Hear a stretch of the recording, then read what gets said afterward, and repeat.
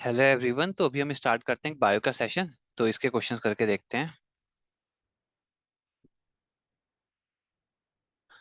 तो guys first question हमारे पास ये है, एनोटेट ऑन कर लेते हैं।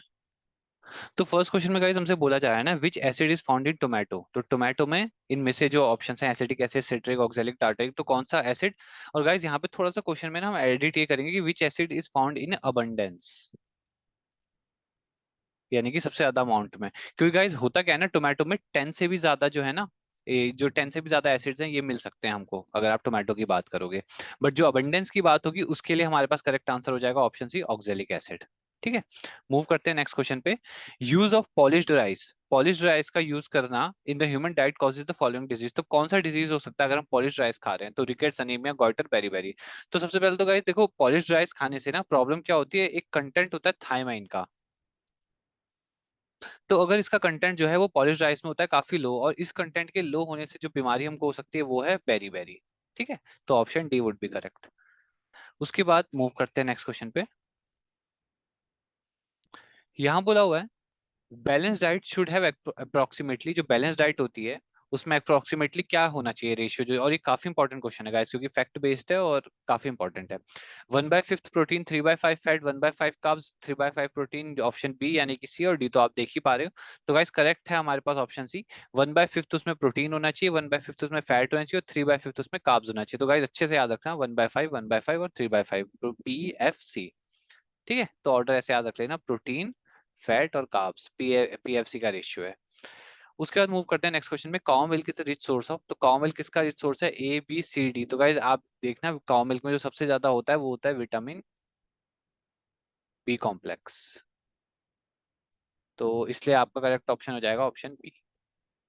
मूव करते हैं नेक्स्ट क्वेश्चन पे। यहाँ बोला हुआ है, एक enzyme that helps in the digestion of protein. तो कौन सा एंजाइम हेल्प करता है डाइजेशन ऑफ प्रोटीन में। तो यूरिएज, सल्फाटेज, ट्रिप्सिन या प्रोटीएज। तो गाइस इंपॉर्टेंट क्वेश्चन है, ट्रिप्सिन यहाँ पे आंसर है।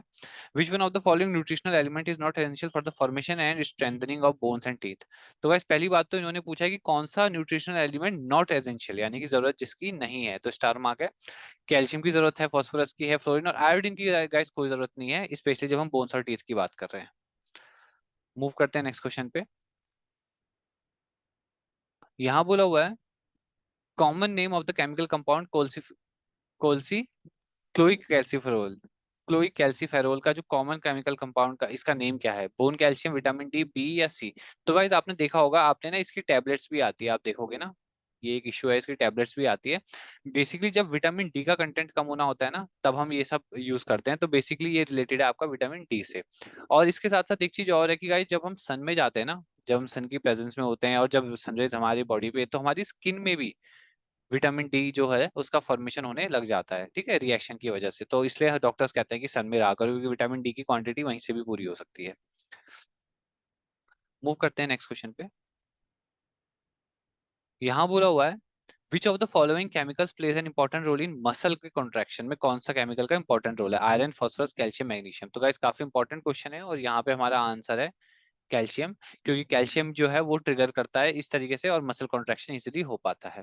अब है, which of the following enzyme is found in human saliva. तो गाइस सिंपल क्वेश्चन है, आपने बहुत बार पहले भी पढ़ा होगा इसके बारे में। Pepsin, amylase, rennin, trypsin. तो गाइस यहाँ पे करेक्ट ऑप्शन है अमाइलेज, यानी कि जो होता है बेसिकली एंजाइम का नाम क्या है, सलाइवरी एमाइलेज। मूव करते हैं आगे। तो ये है गाइस लास्ट क्वेश्चन, ये हमारे पास अभी है। Which of the following act as both endocrine and exocrine gland. इनमें से कौन सा दोनों की तरह एक्ट करता है, पेनक्रियास, लीवर, एड्रेनल ग्लैंड या किडनी। तो गाइस इंपॉर्टेंट क्वेश्चन है। देखो गाइस करेक्ट आंसर हमारे पास यहाँ पे हो जाएगा पेनक्रियास। कैसे, क्योंकि देखो क्योंकि क्या होता है जब एक्सोक्राइन की बात आती है यानी कि विद डक्ट, तो क्या करता है बेसिकली यहाँ पे क्या सेव हो जाता है पेनक्रियास में, एक होता है पेनक्रियाटिक जूस। क्योंकि इसमें यहाँ पे डक्ट होता है जिसमें कि पेनक्रियाटिक जूस यहाँ पे सेव हो जाता है। और जहां तक डक्टलेस की बात है, तो गाइस ये साथ साथ एक और काम क्या करता है, ये जो इंसुलिन होता है, बॉडी में जो इंसुलिन बनता है और प्लस जो ग्लूकेगन बनता है, ये इन दोनों को डायरेक्टली ब्लड स्ट्रीम में एंटर करवा देता है। तो इसीलिए हम इसको डक्टलेस ग्लैंड की तरह भी यूज कर रहे होते हैं या कहते हैं। तो इसलिए पेनक्रियास यहाँ पे आंसर हो जाएगा। तो आई होप आपको पॉइंट्स यहाँ पे क्लियर हुए होंगे।